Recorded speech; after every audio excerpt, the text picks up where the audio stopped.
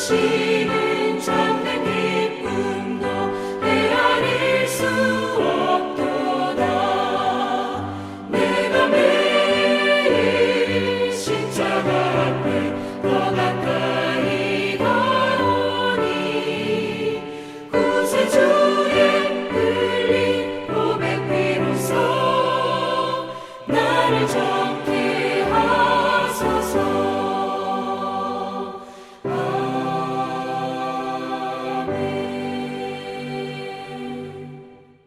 3월 18일 오늘의 말씀은 마가복음 7장 24절에서 37절입니다. 예수께서 일어나사 거기를 떠나 두로 지방으로 가서 한 집에 들어가 아무도 모르게 하시려 하나 숨길 수 없더라.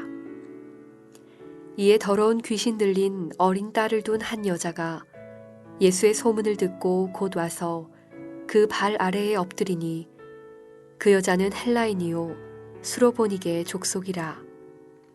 자기 딸에게서 귀신 쫓아내 주시기를 간구하거늘 예수께서 이르시되 자녀로 먼저 배불리 먹게 할지니 자녀의 떡을 취하여 개들에게 던짐이 마땅치 아니하니라.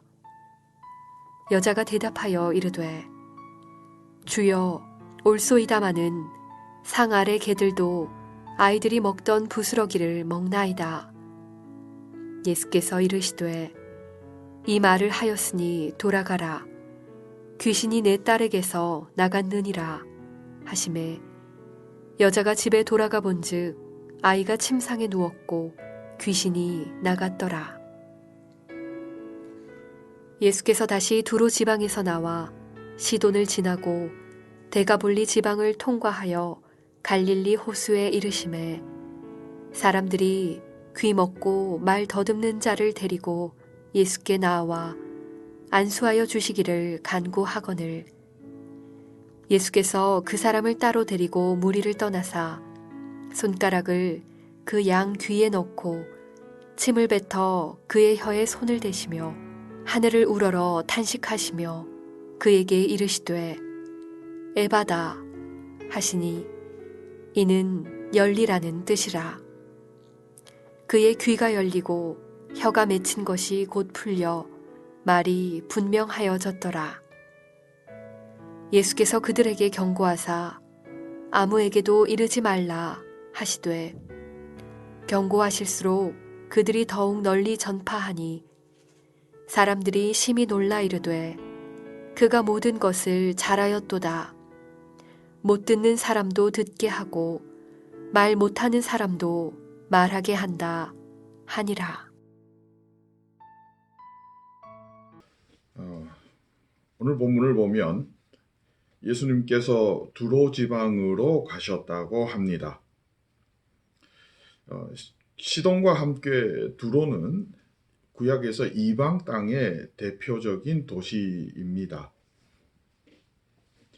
요세푸스에 의하면 예수님 당시에는 이 두로와 시돈 지역이 이방 땅이라는 것에 더불어 적으로까지 이렇게 여겨지고 있다고 그렇게 표현합니다.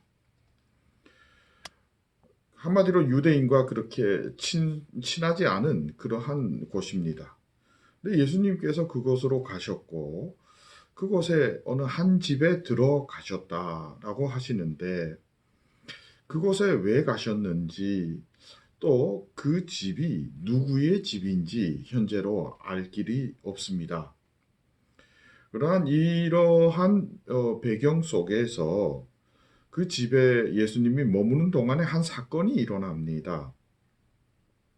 예수님에게 한 여인이 찾아왔는데 오늘 본문 26절을 보면 그 여인은 헬라인이고 수로보니게 족속이라고 말하고 있습니다. 그러니까 지금 현재까지의 그 성경이 말하는 상황을 종합해 보면 예수님은 이방 땅에서 순수한 이방 여인을 만났다라는 것을 알 수가 있습니다. 그 이방 여인이 찾아온 이유가 무엇인가 하면 그 이방 여인의 딸이 귀신에 들려서 굉장히 곤란한 상황에 놓여 있다 하는 것을 알 수가 있습니다. 그러니까 그 이방 여인의 딸이 회복되는 것을 요청하기 위해서 예수님을 찾아온 것이었습니다.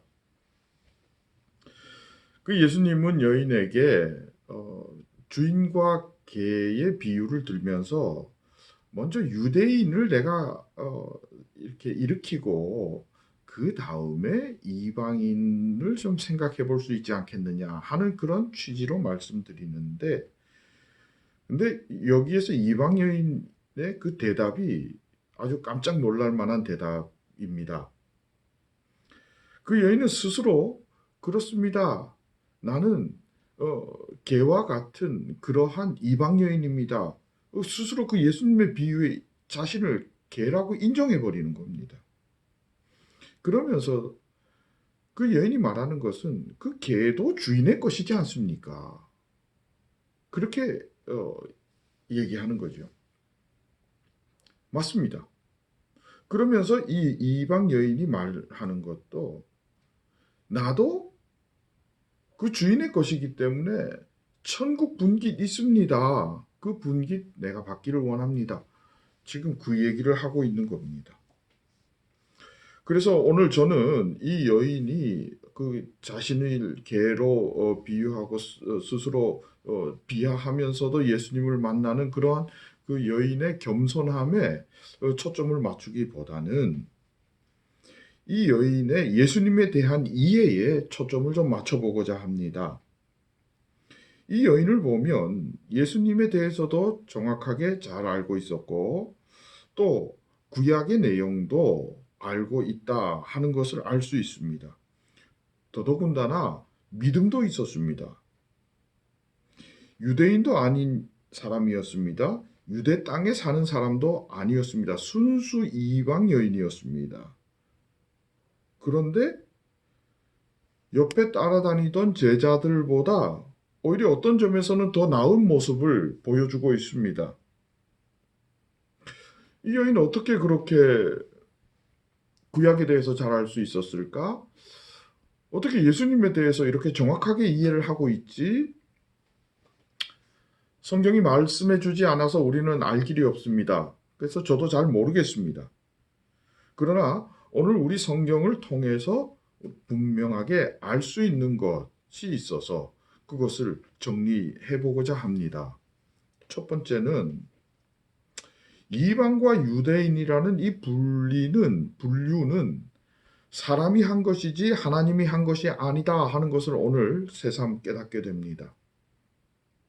하나님은 처음부터 유대인과 이방인을 구분하지 않으셨습니다. 이스라엘이 선택받은 백성이다 하는 것은 맞습니다. 부인하지 않습니다. 그리고 구약은 이스라엘의 역사와 더불어 기록되어져 있다는 것도 부인하지 않습니다. 맞습니다. 그래서 신학 공부를 할 때에 여러분 이스라엘 역사를 함께 공부하는 이유가 바로 그것입니다.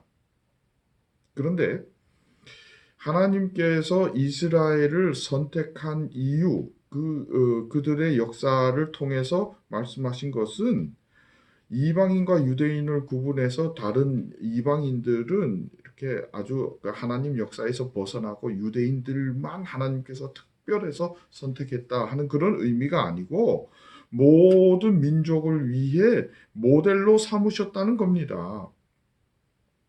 그들만 택한 것이 아니라는 것이지요. 즉 예수님께서 하나님 나라를 말씀하실 때에 많은 비유를 들어서 설명하듯이 하나님의 역사가 이렇게 하나님께서 예수 그리스도를 이 땅에 보내시고 십자가 사건을 통해서 그리고 부활을 통해서 다시 오실 예수를 통해서 구원을 이루어 가신다는 하나님의 그 큰 그림을 이스라엘을 통해서 하나님께서 알려주고 계시는 거죠. 그러니까 이스라엘은 모든 민족에게 비유가 된다는 그런 것입니다. 그래서 하나님께서 아브라함을 처음 선택하실 때에 내가 너를 선택한 이유가 모든 민족의 복이 되게 하기 위해서 너를 선택했다. 그렇게 말씀하신 이유가 바로 이것입니다. 이 아브라함에게 말씀하신 약속, 그 은혜가 여러분 오늘 예수 그리스도를 통해서 내게 임한 줄로 믿습니다. 그것이 내게 사명된 줄로 믿습니다.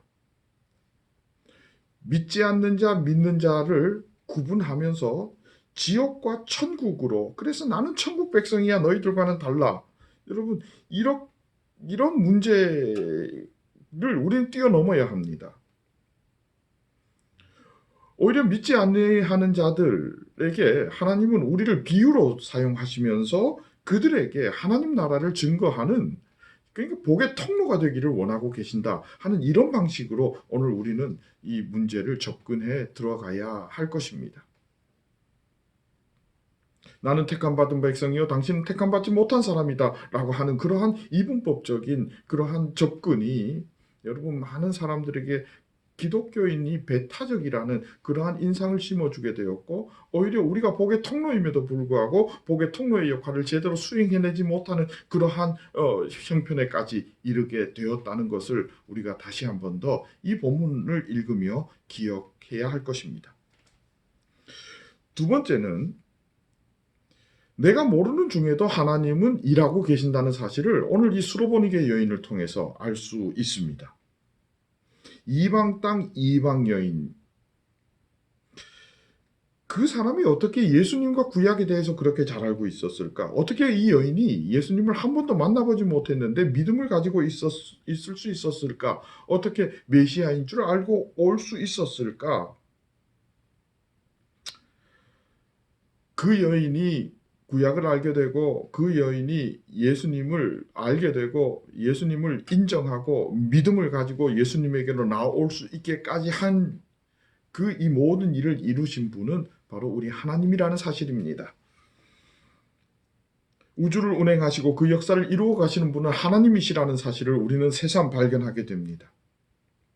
그러면서 오늘 이 지역에, 이곳에서, 이 순간에 그 하나님의 역사, 다른 사람은 알지 못하지요. 그러나 이곳에서 하나님의 역사를 이루라고 부르신 이가 하나님이시고, 오늘 이곳 아니라 저곳은 또 그곳에 필요한 어떤 사람을 나는 모르지만 하나님께서는 부르고 계시고 또한 그 사람을 통해서 역사하고 계신다는 사실을 우리는 오늘 본문을 통해서 알 수 있는 겁니다.